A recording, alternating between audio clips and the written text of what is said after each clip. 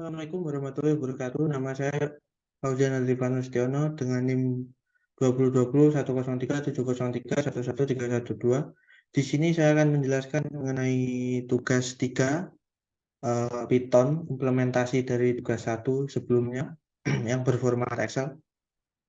Di sini pertama saya menggunakan library random di sini untuk mengacak nantinya di sini untuk mengacak interarray time. Lalu pandas ini digunakan untuk membuat data frame-nya. Lalu library datetime ini saya gunakan untuk merubah format interarray file. Lalu time service begin, time service end. Nah itu saya rubah menjadi format jam. Di atribut yang pertama di sini saya membuat atribut customer.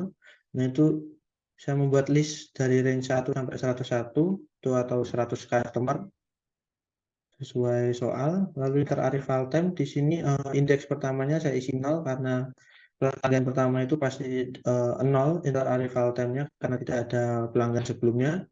Lalu untuk indeks berikutnya sampai akhir itu saya menggunakan random in itu 1 sampai 8 itu sesuai dengan format soalnya itu menggunakan antara angka 1 sampai angka 8. Lalu atribut berikutnya adalah array file time. Nah, di sini datetime ini digunakan untuk merubah formatnya menjadi jam.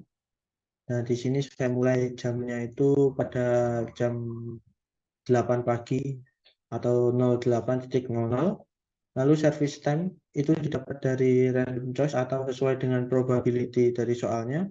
Itu dari angka 1 sampai 6. Nah, itu probability atau kemungkinan munculnya itu sekian.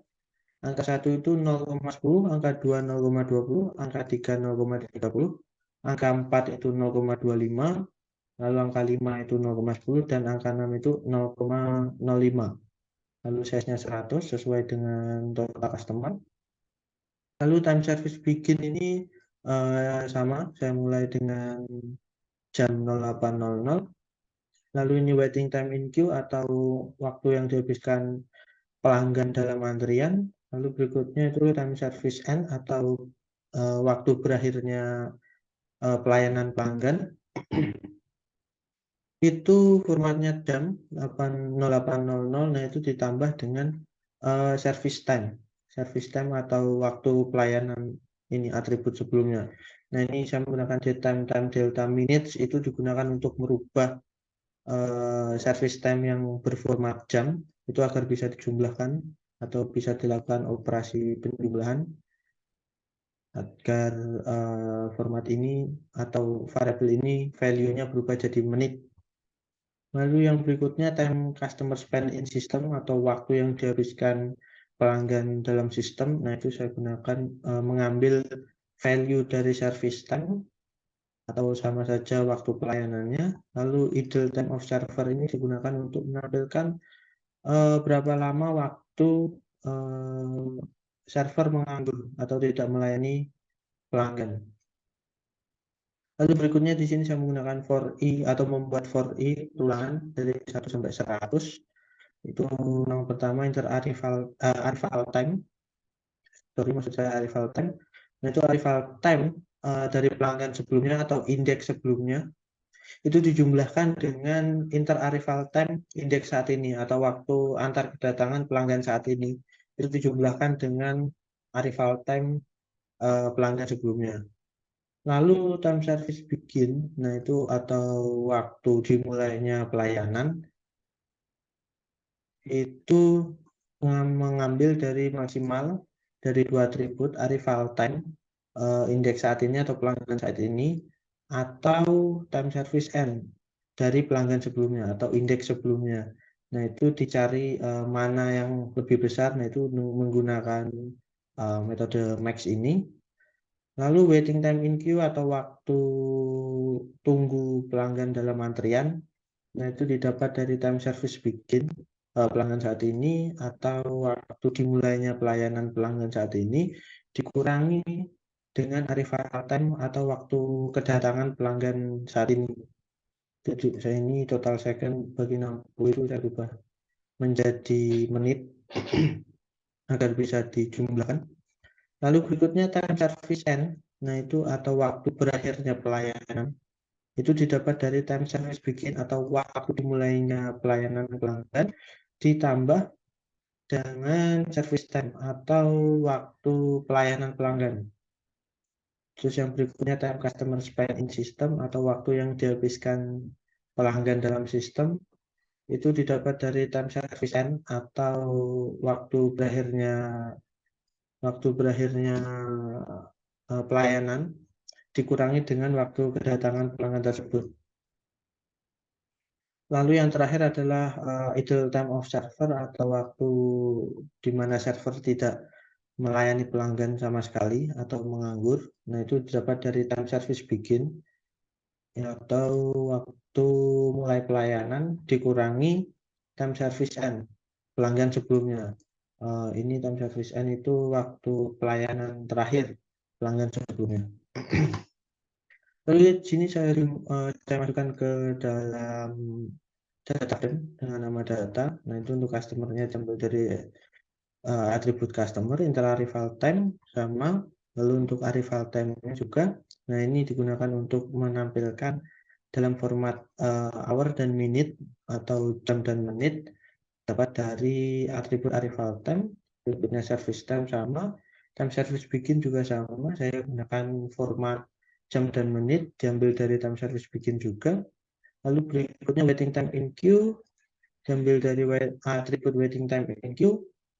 Time service end itu juga sama diambil dari time service end. Lalu berikutnya time customer spend in system itu diambil dari time customer spend in system. Lalu yang terakhir itu atribut idle time of server itu diambil dari atribut idle time of server yang sudah dibuat sebelumnya. Nah, di sini ditampilkan. Nah, di sini customer pertama arrival time-nya 0.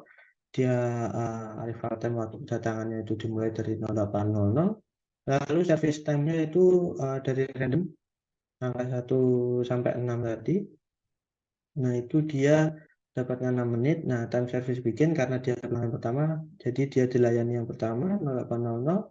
Waiting time in queue-nya masih 0 karena dia pelanggan pertama. Lalu time service end-nya itu didapatkan dari time service begin ditambahkan service time 08.06. Lalu time customer spend in system itu sama dengan service time-nya. Lalu idle time of server-nya 0. Lalu kemudian kedua, customer kedua itu inter-arrival time-nya itu waktu antar kedatangan dengan pelanggan sebelumnya atau pelanggan 1 itu 8 menit. Jadi dia datang pada waktu 08.08. Lalu service time-nya dia 3 menit. Nah, time service begin-nya 08.08 sesuai dengan arrival time dia. Lalu waiting time in queue-nya 0. Kenapa? Karena time service end-nya sebelumnya itu sudah selesai atau server itu sudah menganggur sebelum pelanggan kedua ini datang. Nah, di sini time service-nya 08:11. Nah, itu didapat dari waktu kedatangan dia ditambahkan dengan service time 08 tambah 3 menit. Lalu time customer spend in system 3 menit sesuai dengan service time-nya. Lalu yang terakhir adalah idle time servernya. Dia 2 menit. Kenapa? Karena pelanggan sebelumnya itu sudah selesai pelayanannya pada pukul 08.06, sedangkan kedatangan pelanggan berikutnya itu datang 2 menit lebih setelah pelanggan sebelumnya selesai dilayani 08.08. Jadi di sini server sempat menganggur atau tidak melayani pelanggan selama 2 menit. Seperti itu mungkin untuk hasilnya ini itu sampai 100 atau pelanggan yang ke 100 antrian itu berakhir pada jam 15.50 itu waktu kedatangannya. Lalu waktu akhir pelanggan dilayani itu 15.51. Berikutnya saya akan menjelaskan mengenai summary. Sini saya menggunakan library NumPy untuk menghitungnya. Nah, di sini saya menggunakan pertama menghitung rata-rata waktu tunggu customer. Nah, itu saya menggunakan environment dari atribut waiting time in queue. Nah, itu rata-rata yang didapat disimpan di variabel average waiting time in queue. Lalu yang kedua saya menghitung rata-rata customer menunggu dalam antrian. Nah, itu probability waiting time in queue atau peluang customer menunggu dalam antrian itu dari total customer customer atau waiting time in queue, waktu tunggu dalam antrian, lalu dibagi dengan panjang dari customer tersebut. Lalu yang ketiga saya menghitung peluang customer standby dan customer sibuk. Nah, itu didapat dari total dari service time dibagi dengan total idle time of server atau waktu server sempat menganggur. Lalu berikutnya adalah rata-rata waktu pelayanan atau average service time. Ini sama, saya menggunakan metode MEN atau rata-rata. Lalu berikutnya adalah rata-rata waktu antar kedatangan atau inter-arrival time. Untuk berikutnya rata-rata waktu tunggu customer dalam antrian atau waiting time in queue.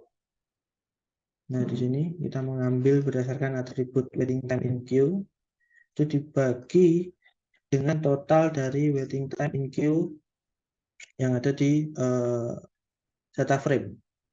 Lalu yang terakhir itu saya menghitung rata-rata waktu customer dalam sistem atau time customer spend in system. Untuk hasil summary-nya seperti ini. Rata-rata waktu tunggu customer itu sekitar 1,68 menit, terus peluang customer menunggu dalam antrian itu 0,53, peluang kasir standby dan kasir sibuk 4,09, rata-rata waktu pelayanan itu 3,15, rata-rata waktu antar kedatangan 3,86, lalu rata-rata waktu tunggu customer dalam antrian 0,32, dan yang terakhir adalah rata-rata waktu customer dalam sistem atau time customer spend in system 4,83. Mungkin sekian penjelasan saya mengenai tugas 3 implementasi dari tugas 1. Kurang lebihnya saya mohon maaf. Wassalamualaikum warahmatullahi wabarakatuh.